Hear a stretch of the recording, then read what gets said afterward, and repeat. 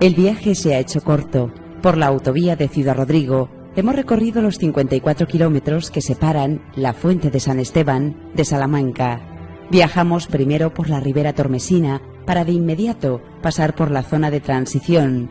Son las tierras de la Armuña Chica y en un mágico momento, ante nuestras miradas, aparece el Campo Charro, designación que comprende las tierras centrales de la provincia. Rompen la monotonía del homogéneo panorama, suaves ondulaciones que modelan las vaguadas de las fincas. Posiblemente, si no es este el paisaje más identificador de Salamanca, sí sea el que más profundamente la define, la dehesa. Tras los toros de fibra de vidrio, con estridentes colores que ornan la autovía, vamos percibiendo estos terrazgos sin grandilocuentes relieves, donde ahora sí contemplamos, entre las sugerentes formas de las encinas, a los verdaderos toros de Lidia, al tiempo que los rayos solares reverberan múltiples reflejos en las charcas. En las dehesas confirmamos, una vez más, el fantástico equilibrio conseguido por generaciones de hombres durante el correr de los siglos entre el medio natural y la explotación de sus recursos, conservando sin parangón un prototipo de ecosistema sostenible modélico, en el que además de la nobleza y bravura de los toros, de la esbelta presencia de la autóctona morucha, destacamos a sus gentes, hombres poseedores de una recta filosofía de vida, de vocablos recios y parcos, pero de corazón grande y generoso. Así son los hombres de la Fuente de San Esteban, localidad emplazada en plena charrería, a 770 metros sobre el nivel del mar, cuya demarcación se expande a lo ancho de 77,04 kilómetros cuadrados. En su ayuntamiento están agrupadas las poblaciones de Boadilla, Muñoz y Santa Olalla de Yeltes, además del núcleo principal de la Fuente de San Esteban. Su término municipal confina al norte con los del Cubo de Don Sancho, Buena Madre, Pela Rodríguez y Garcirrey, al este con los de Aldehuela de la Bóveda y San Muñoz, al sur con Cabrillas y Martín de Yeltes y al oeste con Boada. La Fuente de San Esteban es encrucijada de antiguos y modernos caminos. Por su demarcación discurre una calzada romana, el arcano Camino de Sepúlveda. Por aquí transitan los peregrinos que, viniendo de Portugal, recorren el Camino de Santiago, confluyendo con el Camino del Sur en Salamanca. Pasa por Santa Olalla de Yeltes. La flamante autovía que conduce a Portugal cruza de norte a sur el territorio. Por estos lugares también circula la vía férrea. Aquí se bifurca, en una ya clausurada en 1985, auténtica joya de la ingeniería industrial del siglo XIX, la que iba por la Fregeneda a Barca d'Alba, declarada bien de interés cultural, y en otra que por Ciudad Rodrigo y Fuentes de Oñoro llega hasta la frontera portuguesa, aunque ya lamentablemente solo pasan trenes de mercancías. También a lo largo de estos pagos deambula la cañada ganadera, que en tantas ocasiones han cruzado los trashumantes rebaños hacia o desde Extremadura, siguiendo el ciclo climático en busca de frescos pastizales. La mayor cota de altura la ostenta el Collado, con 811 metros. Otros puntos a referir del relieve de la zona, de escasa importancia, son el Teso Grande y el de las Laderas. El resto de las colinas se hallan en torno a los 780 metros.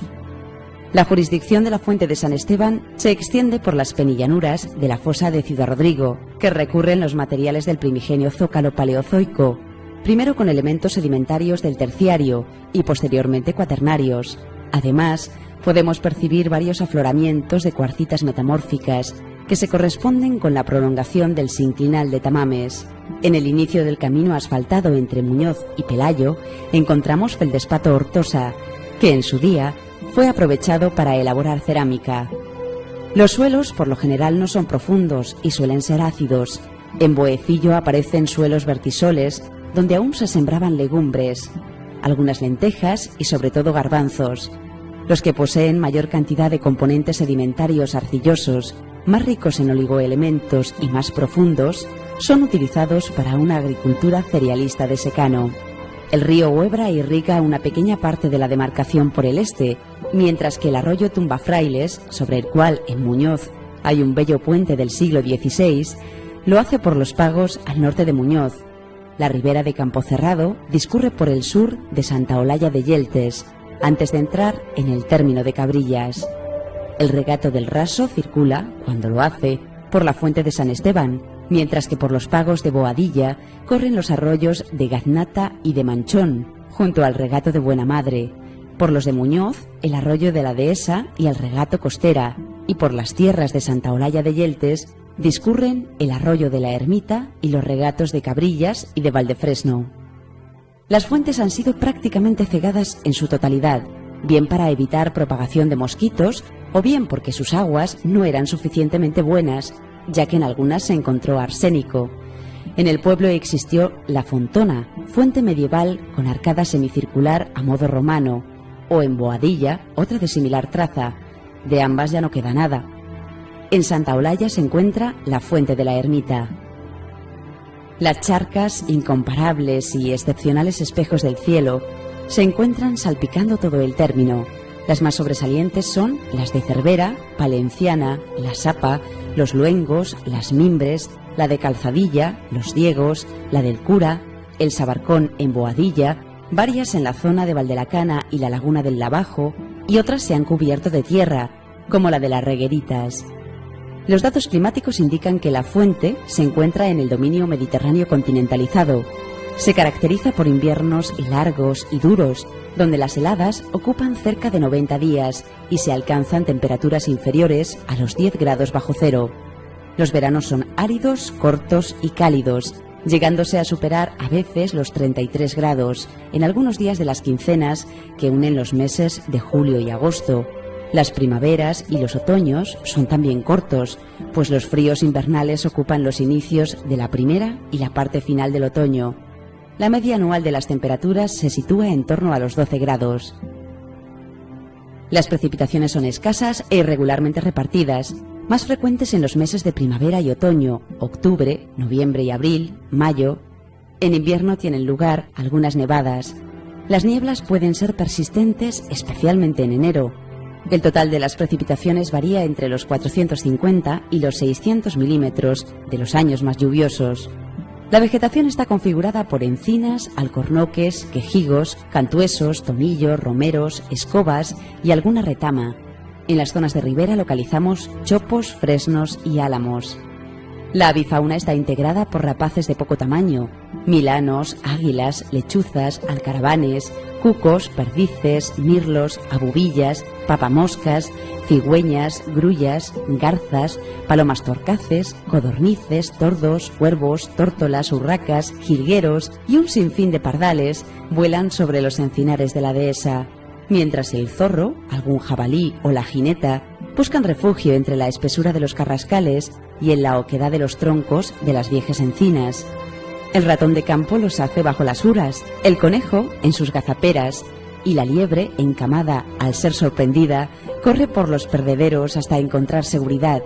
Gran cantidad de insectos, algunos anfibios, ranas y sapos sobre todo, las tencas que se crían en las charcas y varias especies de reptiles irrumpen en las dehesas, completando su fauna. Los asentamientos prerromanos neolíticos, especialmente betones, diseminados por la comarca, vienen atestiguados por castros, berracos y estrictas fortalezas, todo relacionado con el aprovechamiento ganadero. Tenemos huellas culturales del primer pueblo que inició el poblamiento de estas tierras, en el dolmen de los Llanos de Sepúlveda, ya en la demarcación de Martín de Yeltes. Aunque en la fuente no se han encontrado testimonios, cabe pensar que ocupasen la zona con buenos pastos, excelente monte y las necesarias aguas. Con estos betones arranca el proceso interactivo que generará el ecosistema de la sostenible dehesa. La presencia romana no tuvo asentamientos en nuestro espacio, fue más bien un lugar de paso, de transición. Muestra de ello es la calzada de Sepúlveda. También se han encontrado al arar los terrazgos algunas monedas en los pagos de Boadilla.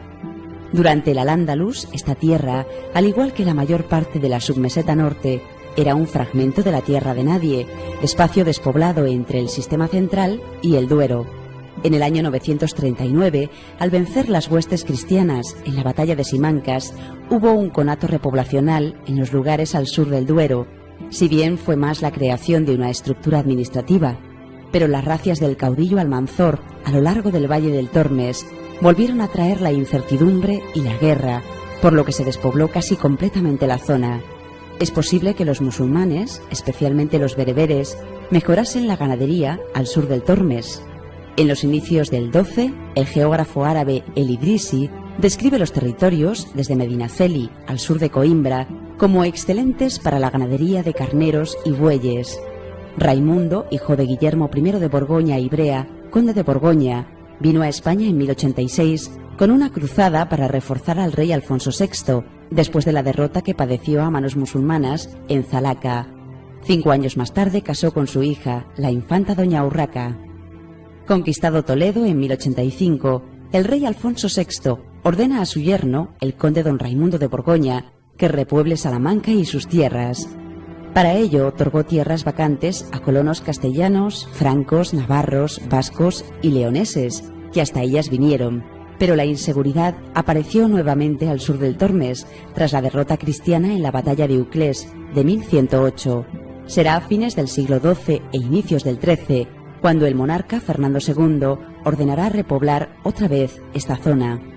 Parece que en esta época se asientan en el pueblo los primeros pobladores que contarán con Carta Puebla. Probablemente se diese de forma oral, por la que se regían. La primera referencia escrita donde se hace alusión a lugares del término es un documento datado en 1167, en el cual se citan los lugares de Buenamadre y Mercadillo. Parece probable que a finales de la primera mitad del XV hubiese un asentamiento poblacional en nuestro pueblo. Entonces estos terrazgos debieron ser tierras de señorío. Ya en la Edad Moderna aparece un documento de concordia, datado en 1599, ante el escribano del rey, Pedro de Valencia, por el que varios señores conceden a los 90 vecinos de la Fuente de San Esteban el derecho a explotar la tierra y el de aprovechar los pastos, bellotas y rastrojos. El documento está firmado de una parte por los señores Juan de Auricano y Gómez de Helar, conde de Monterrán, García López de Chaves y Herrera, comendador de Villasbuenas, corregidor de la ciudad de Valladolid y señor de Villavieja, el marqués de Algarinejo, Martín de Guzmán y Rodríguez de Ledesma, marqués de los Palacios de Valduerna, y el conde de Villagonzalo, y por parte de los vecinos del pueblo, por Francisco Hernández y Domingo García del Álamo como alcaldes, Alonso Martín como regidor, Alonso Cabrero como procurador del concejo, y por los vecinos presentes, Francisco Benito, Juan Casado, Alonso Cortés, Blas García, Domingo García, Francisco Herrero, Juan Rodríguez, Domingo Ramos y Pedro Vicente. En el lugar del realengo de Muñoz, partido de Salamanca, Cuarto de Baños, el día 10 de abril de 1756, se reunieron en el concejo para dar contestación al interrogatorio demandado por el marqués de la Ensenada, Francisco Vázquez, juez sustituto delegado, Domingo Hernández, alcalde, Juan y Carlos Aparicio, regidores, Antonio Sánchez, Mateo Sánchez y Fernando Martín, nombrados por la justicia peritos, como personas de la mejor expresión, conducta y conveniencia, y Manuel Varas, cura beneficiario de la parroquia de San Pedro Apóstol, quien les tomó juramento sobre la cruz. Prosiguen relatando y clasificando todas las tierras que componen 1.705 fanegas, sembradas de herrén, trigo, centeno, cebada y garrobas, indicando su producción. Prosiguen exponiendo que existe monte de encinas y algunos álamos blancos y cedillos, que hay buenos pastos y bellotas. Continúan relatando los diezmos, primicias y otros pagos, a quienes lo hacen, que hay bueyes, vacas, ovejas, carneros grandes y chicos, caballos, yeguas, potros, mulos, jumentos y pollinos, que el pueblo se compone de 28 vecinos, incluidas 9 viudas y 2 jornaleros solteros. Hacemos notar que solo se computan los cabezas de familia, por lo que calculamos podían ser unas 110 personas, que había 29 casas habitables, de las que 3 se hallan sin morador, que hay 3 paneras, 2 pajares y un corral del concejo para prender el ganado que hace daño. Respecto a los oficios y profesiones de los vecinos, respondieron que hay 5 jornaleros, 6 labradores, que hay 3 pobres viudas de solemnidad. Siguen escribiendo los nombres y la edad de todos los vecinos y continúan con la relación, ahora sí, de los ganados, explicitando de quién son y lo que producen. Amplían la relación de diezmos y primicias para concluir con un «firmaron los que saben». En Boadilla habían procedido de similar forma el 14 de diciembre de 1752, reunidos en el concejo Pedro Sánchez y Domingo Telones, alcaldes pedáneos, Domingo Marcos y Francisco Sánchez como regidores, Pedro García como fiel de hechos y Bernardo Ceballos Prieto, cura beneficiario de la iglesia parroquial. En Santa Olalla de Yeltes lo concluyeron el 9 de diciembre de 1752 y fueron los realizadores José Ramos Camargo como juez, Juan Mozo y Domingo Sánchez Morales como peritos, y Félix Sánchez y Domingo García como alcaldes, y Manuel Bernardo Ceballos como cura beneficiario de la parroquia. En la fuente de San Esteban se reunieron el 31 de agosto de 1752 en el concejo José Ramos Camargo como juez, José Joaquín Becerra Valdés y Quiñones como instructor, Manuel Rodríguez y Miguel Martín como alcaldes, Alonso Merino y Juan Regalado como regidores, Carlos Huerta como síndico general, Mateo Rodríguez como fiel de hechos, Gregorio Corral y Juan Blanco como peritos y Manuel Bernardo Ceballos como cura beneficiario y rector de la parroquia, que les toma juramento sobre la cruz. Proceden a clasificar y describir las tierras, sus propietarios y productos, los montes de encinas y los que tienen buena bellota. Prosiguen relatando los diezmos, primicias y otros pagos y a quienes lo hacen. Luego dicen que en el pueblo había 92 vecinos, incluidas viudas y pobres de solemnidad, que existían 102 casas, 90 con morador y 12 habitables, pero cerradas. Relacionan debidamente las cabezas de ganado, sus dueños y su beneficio. Reseñan los nombres de los vecinos y sus oficios y profesiones, entre las que figura un solo herrero, 5 tejedores, 5 sastres, 2 carreteros, 15 jornaleros, 47 labradores y 2 pobres viudas de solemnidad, para afirmar los que sabían hacerlo. El 3 de junio de 1774 nace en Muñoz Julián Sánchez, más tarde apodado El Charro, héroe popular muy temido por las tropas francesas en la Guerra de la Independencia. En el libro parroquial donde figura inscrito, dice: en la iglesia del Señor San Pedro de Muñoz, el cura párroco don Manuel Bazas bautizó solemnemente y puso los santos óleos el día 3 de junio de 1774 a un niño que nació 3 o 4 días antes y se llamó Julián, hijo legítimo de Lorenzo Sánchez, natural y vecino de este pueblo, y de Inés García, natural de Peramato, abuelos paternos Antonio Sánchez y Francisca García, aquel natural de este pueblo y ella de Pedraza, obispado de Ciudad Rodrigo. Maternos Juan García, natural de Buena Madre, y de María Arroyo, natural de Santiz, obispado de Ciudad Rodrigo. Fue su padrino Julián Sánchez, con su mujer Josefa Sánchez, vecinos de este mismo, que son avisados del parentesco espiritual y demás obligaciones. El 12 de marzo de 1810, los lanceros de Castilla, mandados por Julián Sánchez el Charro, se enfrentaron con rotundo éxito a dragoneros franceses en nuestro pueblo, causándoles 12 bajas, haciendo 18 prisioneros e incautando material de guerra y 27 caballos. Aún hemos oído en la provincia numerosas coplas en su memoria, como la siguiente: cuando don Julián Sánchez monta a caballo, se dicen los franceses: «¡Viene el diablo!». Cuando don Julián Sánchez monta a caballo, dicen los españoles: «¡Vienen los charros!». Pascual Madoz, en su Diccionario Geográfico Estadístico Histórico de 1848 a 1850, se refiere a la fuente de San Esteban como un lugar en la llanura con buena ventilación, con calles irregulares y sucias a causa del mucho barro. Tiene un edificio del ayuntamiento donde está la cárcel, con tierras de buena calidad de monte y pasto. Produce buen trigo, algarrobas y poco centeno. Posee buena ganadería, sobre todo lanar y vacuna. El 3 de enero de 1904 se inauguró la luz eléctrica en el pueblo. Con tal motivo se colocó un luminoso en la fachada del ayuntamiento que, al encenderse por la noche, podía leerse en grandes caracteres: «Viva Fuente de San Esteban». El topónimo de la Fuente de San Esteban proviene de la voz latina fons fontis, a través de la forma apocopada fuen, que significa fuente. El sobrenombre está dedicado al primer mártir del calendario cristiano. En el padrón municipal, a 31 de diciembre del pasado año, figuraban inscritos 1090 habitantes en La Fuente, 190 en Boadilla, 93 en Muñoz y 63 en Santa Olalla de Yeltes, alcanzando un total de 1436 vecinos.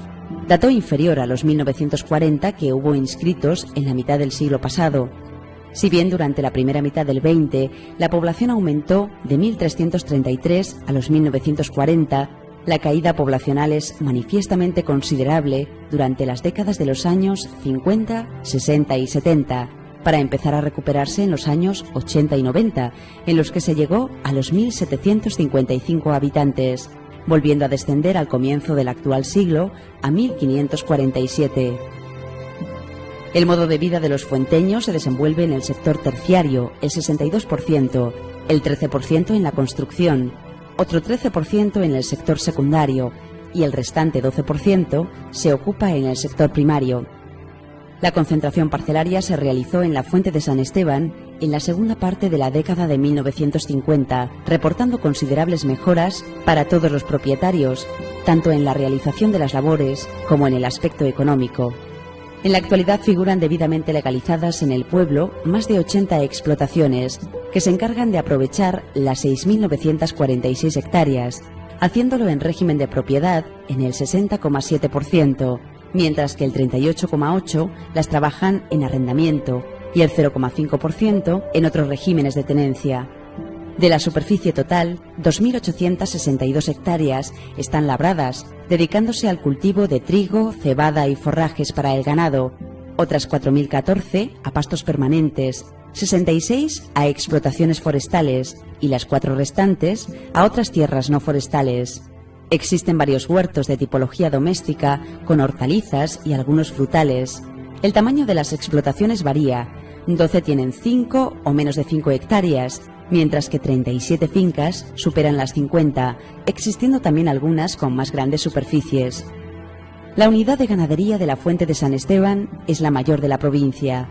Aquí prestan servicio a los ganaderos de 26 ayuntamientos, un censo impresionante, integrado por 1.320 explotaciones de vacuno, con 63.481 vacas nodrizas, 7.166 becerros en cebaderos, 30.264 ovejas y 468 cabras, cifras que hablan de la relevante importancia ganadera del centro de nuestra provincia.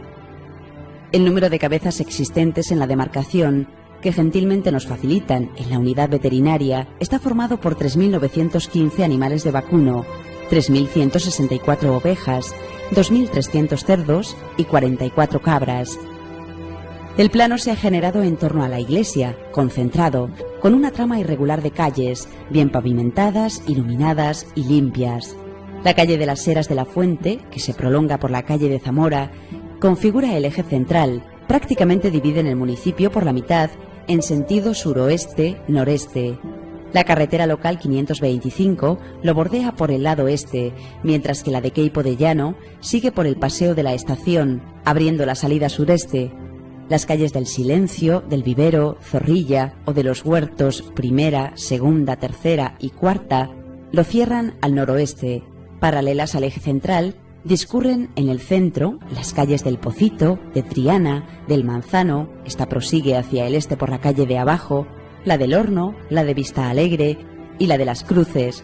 En sentido oblicuo paseamos por las calles del Canal, que continúa por la de la Cuesta y de la Fuentona. Por el oeste discurre la calle del Rodeo. La de Sánchez Abarca, desde el centro, nos lleva a la del Capitán González Corral, que nos saca hacia el sur. La calle del Carmen cierra el plano por el norte. Recorrimos calles con nombres sugerentes como la del Tejar, la Travesía del Lavadero o, en el lado sur, la de Tenerías. Todavía existen muchas casas tradicionales de gran personalidad, si bien el desarrollo constructivo, con nuevas edificaciones y urbanizaciones, van mudando la naturaleza del pueblo. El edificio que ocupa el ayuntamiento se encuentra en una esquina de la Plaza Mayor. Tiene 2 plantas. La inferior está porticada por 5 pilares que soportan la estructura de la parte superior, encima de arcos escarzanos muy rebajados.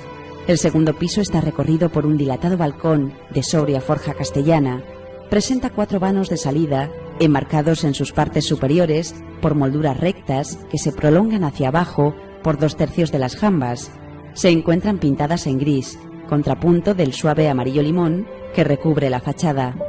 Posee una tercera planta retranqueada en la que se ha instalado una pequeña torre con la esfera del reloj, que soporta además la estructura férrea de la campana municipal.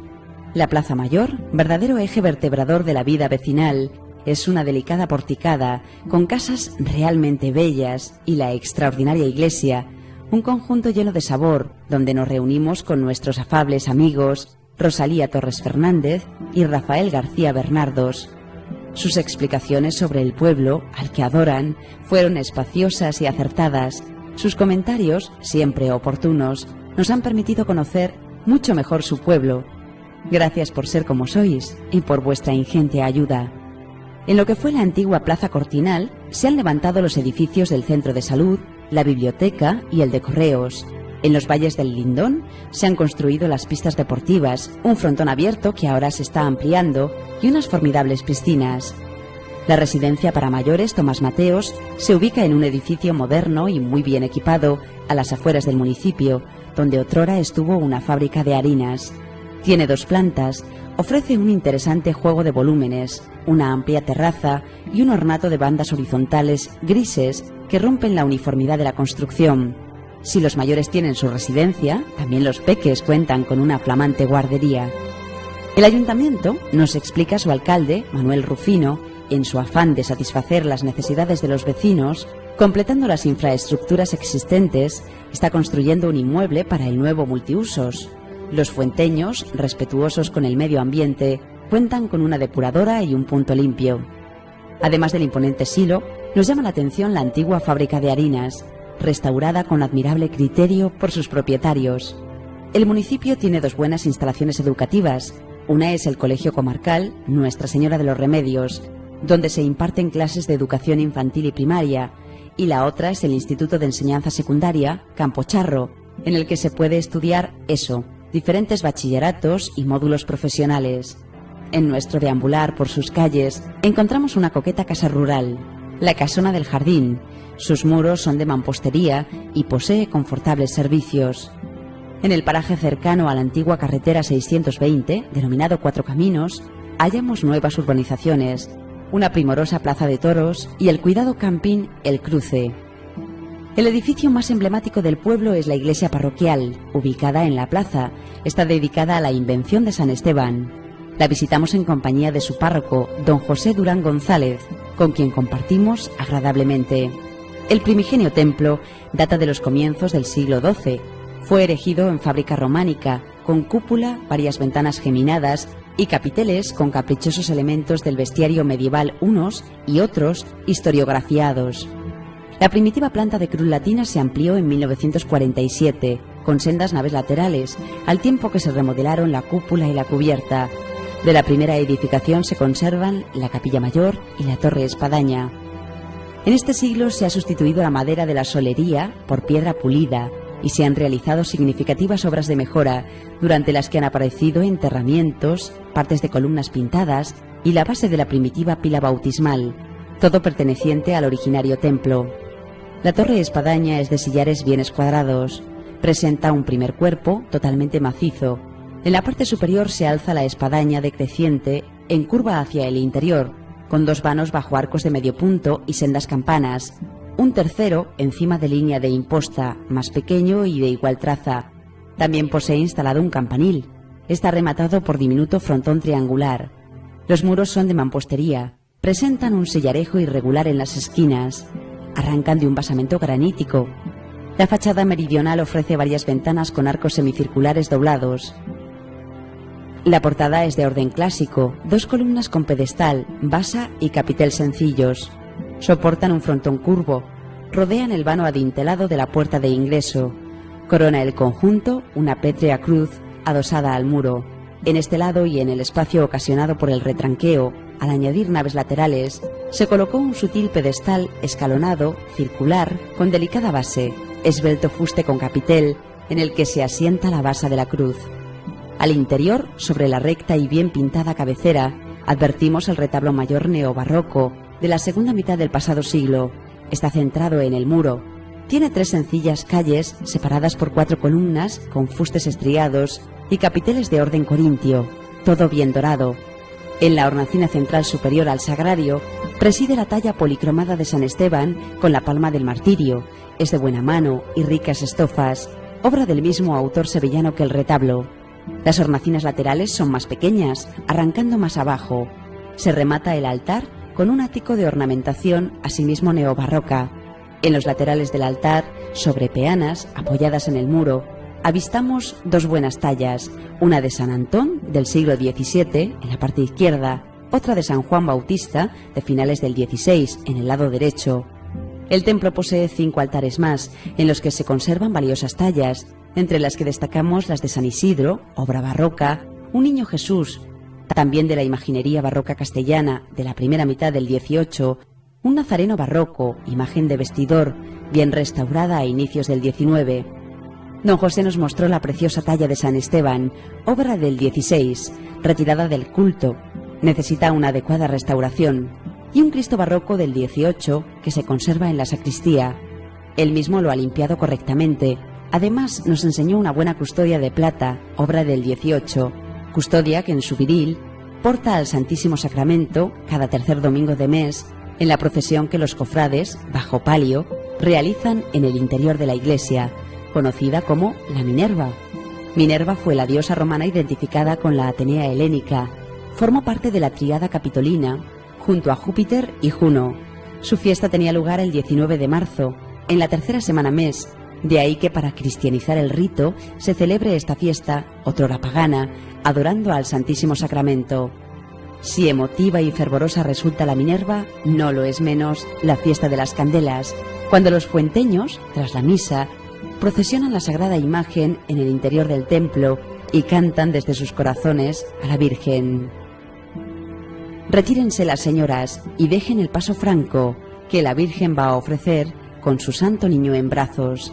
Día de la Candelaria, el 2 de febrero, salió a misa de parida, María Madre del Verbo. Llegad fieles y veréis a la que es Madre del Verbo, para cumplir con la ley, hoy se presenta en el templo. 40 días, señora, estuvisteis recogida en el portal de Belén, para hoy salir a misa. No viene a ofrecer la Virgen porque la obligue el precepto, solo viene para darnos, a los fieles, buen ejemplo. Para ofrecer en el templo lleva esta Santa Señora la ofrenda de pan y cera, 2 tórtolas o palomas. La Virgen, como es tan pobre, no le ofrece a Dios cordero, que le ofrece 2 palomas, como dice el Evangelio. Las fiestas más importantes son la del Corpus, el pueblo se llena de colorido, hay enorme animación y un nutrido programa de actos, pregón, coronación de la reina y sus damas, bailes charros, encierros a pie y a caballo, paella, competiciones deportivas, juegos infantiles, desfile de carrozas y charangas, concursos, juego del Grand Prix, verbenas, recortes de novillos, conciertos y festejos taurinos. Pero lo más destacado, sin duda, son los actos religiosos del día grande. Los fuenteños asisten devotamente a la misa solemne para después participar en la procesión del Santísimo. Las calles y plaza se engalanan con colgaduras, se cubren de tomillo, lavanda e incienso al paso del Santísimo. Delante van los niños y niñas de primera comunión, arrojando pétalos de rosas. Detrás, la reina con sus damas y los mayordomos, inundando de aromas y fervor el corazón de los fuenteños. El Santísimo se detiene en altar, dispuesto a la sazón para bendecir desde el viril a los niños nacidos el último año, en medio de una emoción inenarrable. Manifestación singular de fe en el corazón de la charrería, donde todavía relumbra el sol el jueves del Corpus. En agosto, en torno a San Esteban, tienen lugar los encuentros de verano, exposiciones y otros actos culturales. Cine, teatro, ballet, baile completan una apretada y divertida semana. El día del Santo, la asociación de mayores que lleva su nombre asiste a la misa y procesiona al santo por las calles, para concluir con fiesta en el hogar del jubilado. En el pueblo se celebra Santa Águeda, día eminentemente femenino, en el que la Asociación de Mujeres La Fontana organiza la celebración eucarística, la procesión, la comida y el baile. En San Isidro, misa, procesión, bendición de los campos, comida, capea y merienda. En San Cristóbal, con los actos religiosos, paseo de coches, comida y capea. Ensalzando la buena afición al juego de pelota en la comarca, hemos recogido un dicho popular que encierra un sano reto. En la Moralita se van a jugar 4 de la Fuente a 4 del Villar. Los de la Fuente decían, nosotros ganaremos. Los del Villar le contestan, eso después lo veremos. Dejamos esta tierra ganadera, una de excelentes matadores de toros, Paco Pallarés, Juan José, Emilio el Charro o Julio Robles, que habiendo nacido en Fontiveros, aquí vivió muchos años y se hizo torero.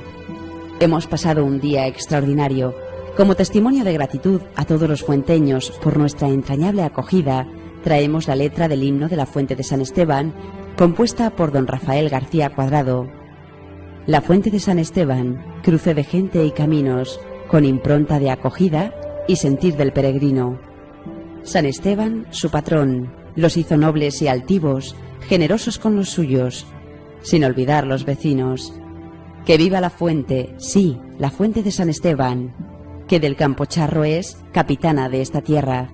Que viva la fuente, sí, el esfuerzo y su tesón, el comercio y la labranza, con Esteban, su patrón.